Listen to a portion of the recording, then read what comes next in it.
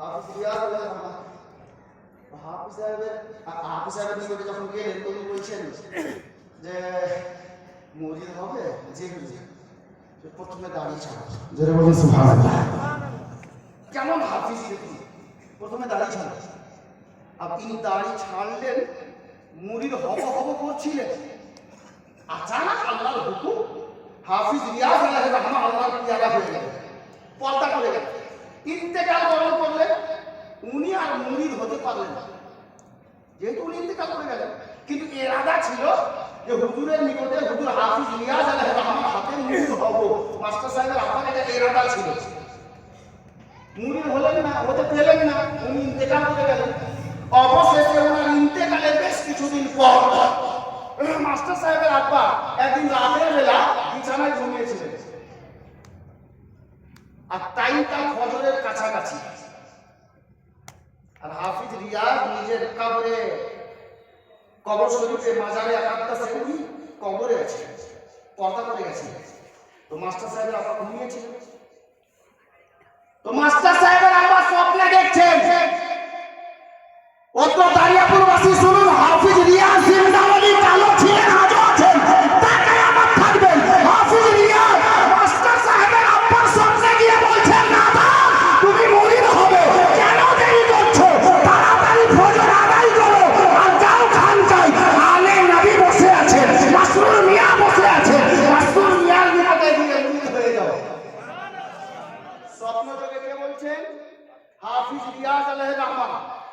তো মাস্টার সাহেবের আব্বা উঠলেন, দেখছেন আযান হচ্ছে, মসজিদে আসেন, নামাজ আদায় করলেন। নামাজ আদায় করে কাউকে বলি না, সোজা খানকায় যাচ্ছেন। তো আল্লাহু আকবার কাবীরা, খানকায় গিয়ে কি দেখছেন?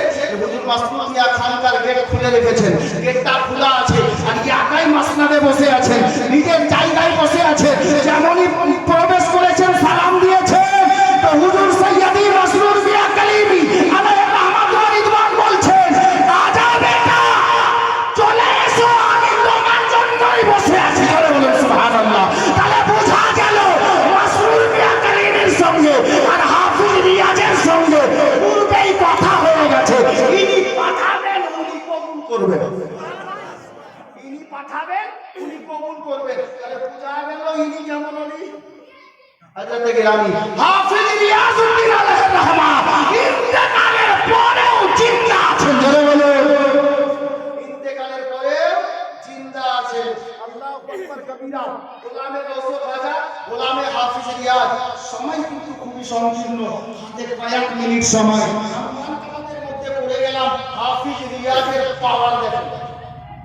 যে আমরা এখানে দাঁড়িয়ে আছি, আমার সামনে দেখছেন লাইট জ্বলছে, ফুলে কটা মাছি বসে আছে। আমার মতো আসমান তো দূরের কথা, আমাদের এলাকায় এমপি ইমামতি সাবিনা ইয়াসমিন পাওয়া কিন্তু একটা ফোন দিলে পুরো ফোর্স এসে ঘুরে যাবে, খুব পাওয়া। এই সাবিনা ইয়াসমিন বা এমপি কে এমএলএ সাহেব যদি বলা হয়, এমপি সাহেব আপনার একটা ফোনে গোটা মালদা কাঁপবে। মাছিটা বসে আছে, এই মাছিটাকে বলেন তো পালিয়ে যাবে, এখান থেকে পালাবে, শুনবে কথা, মুখের কথা শুনবে, এখানে তো কথা শেষ, এখানে পাওয়ার শেষ। হযরত গিরামি বিরাদরান ইসলাম হাফিজ রিয়াজের পাওয়ার দেখেন। আপনাদের গ্রামে কাফা হাজি বলে কোনো হাজি ছিলেন?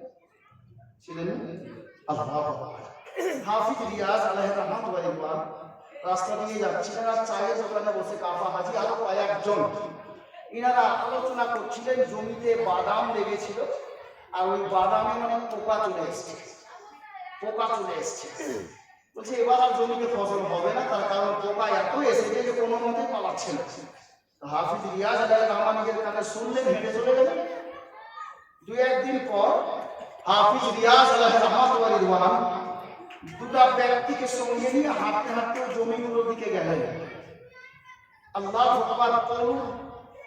সময় যখন থাকে আমাদের মধ্যে দেখবেন শীতকালে হলুদ পাতা কাটতে যাওয়ার আগে বাবা দাদা চাচা যারা পাতা কাটতে যান, হালকা শীত পড়ে থাকে, তো কি করেন তারা?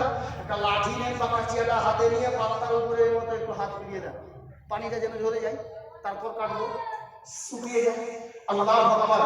আপনার কি বলে হাফিজ সাহেব ওই জমিতে গেলে আর ওই বাদাম গাছগুলোর উপরে এরকম হাত দিয়ে একটু ইশারা করে দিলেন, ইশারা করে দিলেন। ইশারা করা ছিল দুদিনের মধ্যে জমিতে আর একটাও পোকা নেই, সব পোকা পালিয়ে গেছে। জোরে বলুন সুবহানাল্লাহ। সেইবার বাদামে ভালো ফসল হলো, ভালো ফলন হয়েছিল। এটা হাফিজ রিয়াজ আলাইহির রহমান ইশারার বরকত, এটাকে কারামত বলে। এমপিএমএল এর ইশারাতে মাছি ধরে না, আর আল্লাহর বলি ইশারা করে দিলে জমি ছেড়ে পোকামাকড় পালিয়ে যায়। জোরে বলুন সুবহানাল্লাহ। ইনাকে হাফিজ রিয়াজ বলে, ইনাকে হাফিজ রিয়াজ বলে। হযরত গিরামি আল্লাহর ওলিদের সঙ্গ লাভ পেয়েছেন, এটা আল্লাহর দান, আল্লাহর মেহেরবানি। সঙ্গী সঙ্গ ছাড়িয়ে দিন, সাথ ছাড়িয়ে না। কেন বলেন তো? আপনারা শুনেছেন নিশ্চয়, হয়তো মসজিদের ইমাম সাহেবের নিকটে কিংবা নবী পাকের জীবনীতে সিরাতে আকাদ্দাসের মধ্যে শুনেছেন আসহাবে কাহফের ঘটনা। আমরা আল্লাহর ওলির দিওয়ানা, এজন্যই আল্লাহর ওলিদের সঙ্গ লাভ করি, এজন্যই আল্লাহর ওলিদের সঙ্গে বেড়াই, এজন্যই ওনাদের দলে যাই, ওনাদের সোহবতে বসি, ওনাদের দলে গিয়ে বসি। তার কারণ হলো কি? আজ থেকে বহুদিন পূর্বে, শত শত বছর পূর্বে আসহাবে কাহফের সঙ্গে একটি কুকুর গিয়েছিল, একটি কুকুর গিয়েছিল। সবার জানা ঘটনা আছে। কুকুর আসহাবে কাহফ, এই দলটা ছিল আল্লাহওয়ালাদের দল, আল্লাহর নেক বান্দাদের দল।